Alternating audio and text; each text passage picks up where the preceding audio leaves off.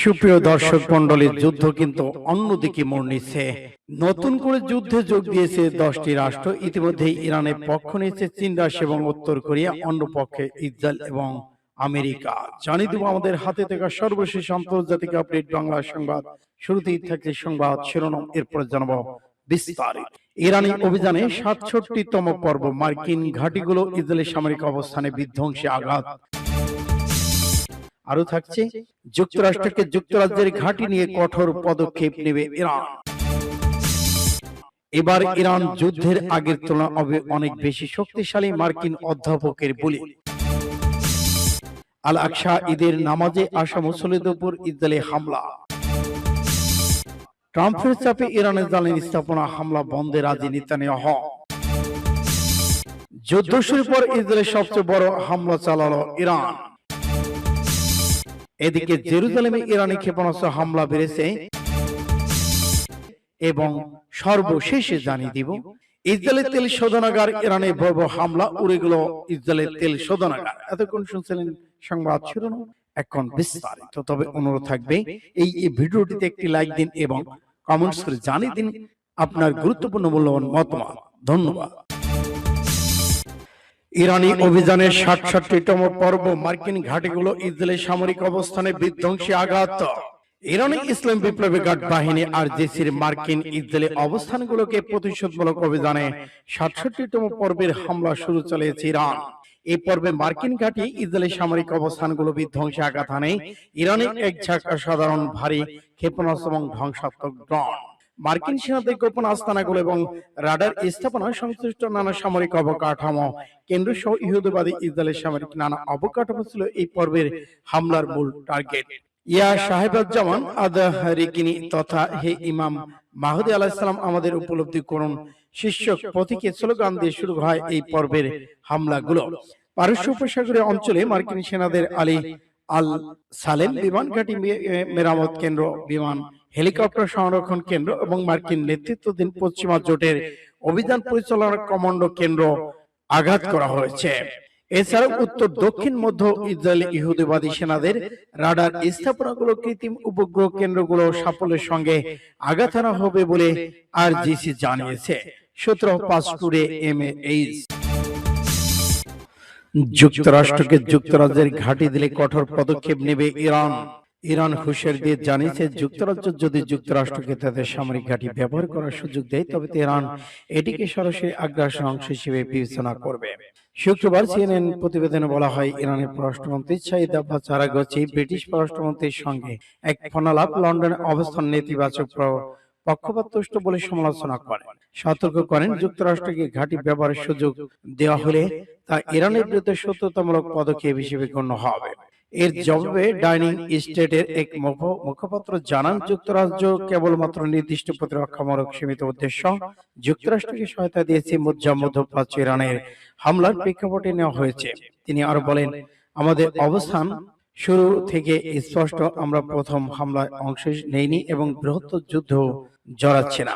প্রতিবেদনে আরো বলা হচ্ছে, যুদ্ধের শুরুতে ব্রিটিশ প্রধানমন্ত্রী কিয়ার স্টারমার্কের শুরুতে যুক্তরাষ্ট্রের অনুরোধ প্রত্যাখ্যান করেছিলেন, কারণ তিনি এই ধরনের হামলাকে অবৈধ মনে করেছিলেন এবং পরবর্তী মধ্যপ্রাচ্য ব্রিটিশ সামরিক সম্পদ ইরানের পাল্টা হামলার লক্ষ্যবস্তু হলে তিনি প্রতিশোধমূলক পরীক্ষামূলক পদক্ষেপ যুক্ত হন। যুক্তরাষ্ট্রকে যুক্তরাজ্যের ঘাঁটি দিলে কঠোর পদক্ষেপ নেবে ইরান। ইরান হুঁশিয়ারি দিয়ে জানিয়েছে, যুক্তরাজ্য যদি যুক্তরাষ্ট্রকে তাদের সামরিক ঘাঁটি ব্যবহার করার সুযোগ দেয়, তবে তেহরান এটিকে সরাসরি আগ্রাসনের অংশ হিসেবে বিবেচনা করবে। শুক্রবার সিএনএন প্রতিবেদনে বলা হয়, ইরানের পররাষ্ট্রমন্ত্রী সাইদ আব্বাস আরাগচি ব্রিটিশ পররাষ্ট্রমন্ত্রীর সঙ্গে এক ফোনালাপ লন্ডনে অবস্থান নেতিবাচক পক্ষপাতদুষ্ট বলে সমালোচনা করেন। সতর্ক করেন, যুক্তরাষ্ট্রকে ঘাঁটি ব্যবহারের সুযোগ দেওয়া হলে তা ইরানের বিরুদ্ধে শত্রুতামূলক পদক্ষেপ হিসেবে গণ্য হবে। এর জবাবে ডাইনিং স্টেটের এক মুখপাত্র জানান, যুক্তরাজ্য কেবলমাত্র নির্দিষ্ট প্রতিরক্ষামূলক সীমিত উদ্দেশ্য যুক্তরাষ্ট্রকে সহায়তা দিয়েছে, মধ্যপ্রাচ্য ইরানের হামলার প্রেক্ষাপটে নেওয়া হয়েছে।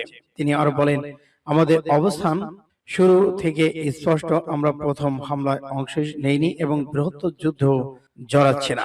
প্রতিবেদনে আরো বলা হচ্ছে, যুদ্ধের শুরুতে ব্রিটিশ প্রধানমন্ত্রী কিয়ার স্টারমার্কের শুরুতে যুক্তরাষ্ট্রের অনুরোধ প্রত্যাখ্যান করেছিলেন, কারণ তিনি এই ধরনের হামলাকে অবৈধ মনে করেছিলেন এবং পরবর্তী মধ্যপ্রাচ্য ব্রিটিশ সামরিক সম্পদ ইরানের পাল্টা হামলার লক্ষ্যবস্তু হলে তিনি প্রতিশোধমূলক পরীক্ষামূলক পদক্ষেপ যুক্ত হন।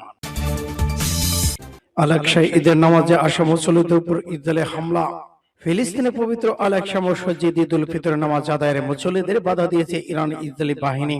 নামাজ পড়তে গেলে তাদের উপর টিয়ার গ্যাস এবং স্টান গ্রেনেড ব্যবহার করে হামলা চালিয়েছে ইসরায়েল। খবর আলাদুল এজেন্সির। ইসরায়েলের পক্ষ থেকে দাবি করা হয়েছে, ইরানের সঙ্গে চলমান উত্তেজনার কারণে নিরাপত্তাজনিত ঝুঁকি বিবেচনায় এই ব্যবস্থা নেওয়া হয়েছে। মসজিদে প্রবেশের বাধার মুখে পড়লে এবং অনেক মুসল্লি আশপাশের সড়কে ঈদের নামাজ আদায় করেন। এই সময় ফিলিস্তিন কর্তৃপক্ষ কাছাকাছি স্থানে জড়ো হয়ে নামাজ আদায়ের আহ্বান জানান। প্রত্যক্ষদর্শীরা জানান, জেরুজালেমের পুরান শহর বিভিন্ন এলাকা করার নিরাপত্তা জোরদার করা হয়।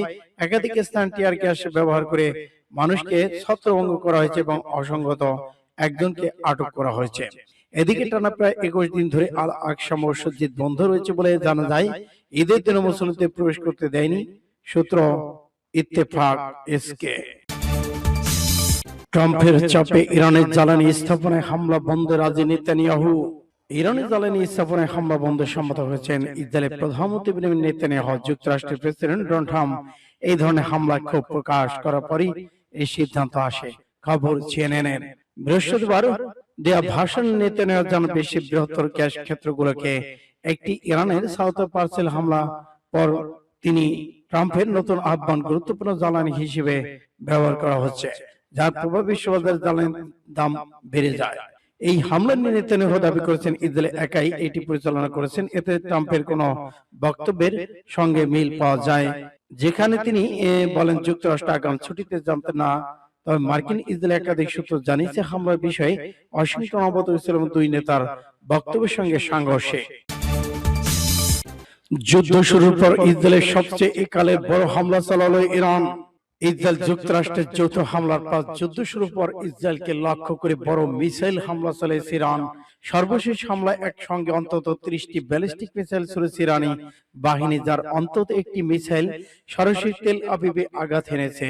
এতে 20 জন নিহত হয়েছে, যার মধ্যে একজনের অবস্থা খুবই গুরুতর। এই হামলার পর আরো মিসাইল ছুড়তে শুরু করেছে ইরান। এরপর ইসরায়েল প্রতিরক্ষা বাহিনী সবাইকে সতর্ক করে নিরাপদ আশ্রয় দিতে ইসরায়েলের প্রতিরক্ষা বাহিনী হোম ফ্রন্ট কমান্ডো জানায় আক্রান্ত স্থানে তারা উদ্ধার অভিযান চালাচ্ছে। সূত্র ইন্ডিয়া টুডে। জেরুজালেমে ইরানি ক্ষেপণাস্ত্র হামলা বেড়েছে। জেরুজালেম ইরানি রকেট হামলা বেড়েছে। বৃহস্পতিবার রাতে 1.5 ঘন্টার ব্যবধানে 4টি এবং শুক্রবার সকালে আরো 2টি হামলা হয়। তবে এতে কোনো হতাহতের খবর পাওয়া যায়নি। উত্তর দক্ষিণ ইসরায়েলকে লক্ষ্য করে অন্যান্য অস্ত্র দিয়ে আরো কিছু হামলা চালানো হয়। রাতে ইসরায়েলকে ইরান হামলা চালিয়েছে। তাদের দাবি, এবার ইরানি শাসকদের অবকাঠামোকে লক্ষ্যবস্তু করা হয়েছে। ইসরায়েলি সামরিক বাহিনীর তথ্য অনুযায়ী ইরানের কাছে এখনো 150টি বেশি কার্যকর মিসাইল লঞ্চার, কয়েকশো ব্যালিস্টিক ক্ষেপণাস্ত্র মিসাইল রয়েছে। ইসরায়েলের কান নিউজ জানিয়েছে, যুদ্ধ শুরু হওয়ার পর থেকে এই পর্যন্ত ইরান প্রায় 900টি ব্যালিস্টিক ক্ষেপণাস্ত্র নিক্ষেপ করেছে, যার মধ্যে 350টি ইসরায়েলকে লক্ষ্য করে। বাকি প্রায় সবগুলো আরব উপসাগরীয় দেশগুলো অভিমুখে ছোড়া হয়েছে। ইরানের ওয়ানা সংবাদ সংস্থার শেয়ার করা একটি নতুন ভিডিও দেখা গেছে, ইরান গত রাত একটি অজ্ঞাত স্থান থেকে ক্ষেপণাস্ত্র উৎক্ষেপণ করেছে।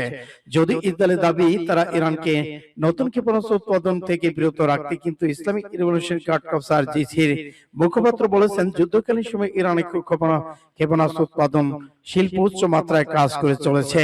উৎপাদন মজুত নিয়ে কোনো উদ্বেগ নেই। সূত্র বিডি প্রতিদিন। ইসরায়েলের তেল শোধনাগারে ইরানে হামলা। প্রয়াত হিজবুল্লাহ প্রধান হাসান নাসরুল্লাহ নামানুসারে তৈরিকৃত নতুন ক্ষেপণাস্ত্র দিয়ে ইসরায়েলে হামলা চালিয়েছে ইরান, যা আঘাত এনেছে বন্দর নগরী হাইফার তেল পরিশোধনাগারে। বিষয়টি জানিয়েছে ইরানের ইসলাম বিপ্লবী গার্ড বাহিনী আরজিসি। তাৎক্ষণিকভাবে ক্ষয়ক্ষতি বা হতাহতের বিষয়ে কিছু জানা যায়নি। তবে ইসরায়েল জানিয়েছে হাইফায় ইরানের ক্ষেপণাস্ত্র হামলায় আঘাতপ্রাপ্ত একটি তেল পরিশোধনাগার। এই ঘটনায় কোনো উল্লেখযোগ্য ক্ষয়ক্ষতি এখনো পাওয়া যায়নি। আরজিসি দাবি নতুন উৎক্ষেপিত মিসাইলটি মাল্টি ওয়ারহেড যুক্ত, যা ভারী বিস্ফোরক বহনে সক্ষম। বৃহস্পতিবার যুদ্ধ শুরু পর থেকে ৬৬ দফায় ইসরায়েলের হাইপা আশদোদ জ্বালানি স্থাপনাকে টার্গেট করে ক্ষেপণাস্ত্রগুলো ছুড়ে আরজিসি। অন্তত একটি মিসাইল আঘাত হানে হাইপা তেল শোধনাগারে। সিসিটিভির ফুটেজে ধরা পড়েছে হামলার মুহূর্ত ব্যবহৃত হয়েছে প্ল্যাটফর্মটি সামরিক কার্যক্রম। এছাড়া তেল আবিব জেরুজালেম উত্তর দক্ষিণ ইসরায়েলে হামলা চালায় ইরান। সূত্র ফাস্ট টুডে।